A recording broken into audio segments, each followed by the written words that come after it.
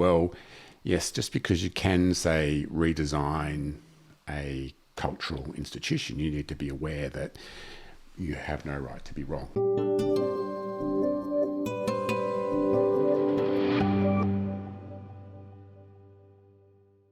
You're starting to play with people's lives, but it is available for design. I think that idea of the wider range of mutability is a really important one to grasp, because not everything can be resolved by just throwing technology at it, and particularly in the space, in that philanthropic space. Yeah, and not even just throwing technology at it. I think it comes back to this piece again of just deeply misunderstanding how interconnected things are and how unintended consequences work, that we either try to do the piece of like, it's almost like we hope that you can throw the technology at it and it will solve it. Or the other thing that I see over and again is people thinking if we just give it more time, or if we just give it more money, or like, so it's this desire to put a kind of simplistic solution onto something that is not. Yes. Is not knowable, is not the piece of sit it on the shelf and it'll still be the same in 6 weeks. Like that's not what we're dealing with. Yeah. Yes, and that's always a judgment call, because we're talking about good, less good, rather than right, wrong. And so what is good is always a question that has needs its own conversation. And who says it's good? Like whose opinion and judgment matters in that? Exactly. Which is a big one. Yeah. And when to stop or when to change your approach. There's an ongoing, almost like a meta conversation required to be watching the way any kind of intervention is proceeding.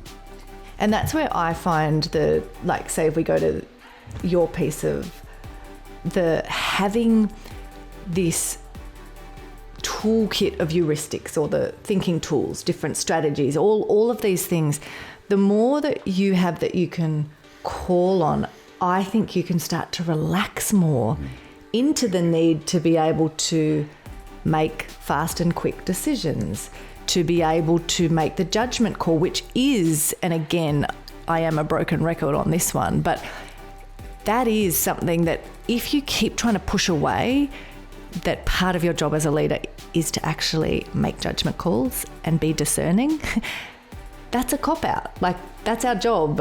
No one else is going to make those decisions. We have to make those. And so part of this conversation and some of the beautiful components of understanding the designerly disposition and then cultivating those tools within your kind of skill set is that you can start to be more comfortable that something hasn't earned permanence or that it is going to change. And so don't do the design thing that is so often people's full concept of design is making something look pretty or graphic design. Like, so don't make it look good. Actually, the rougher you keep it for as long, and then don't make it look like it's earned permanence when it hasn't, kind of thing. I think if I just want to pull that apart a little bit, there's something about aesthetic there. Attractive things just work better.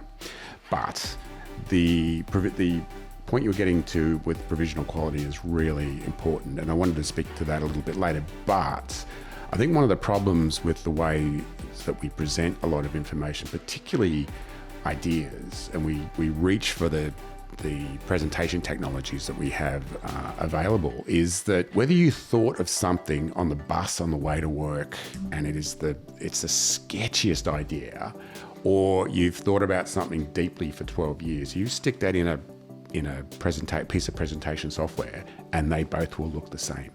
And so especially if you throw some statistics in, or awesome. An infographic, Brad. Some clip art, maybe. Clip art. Oh, no, I don't think anyone uses clip art anymore, darling.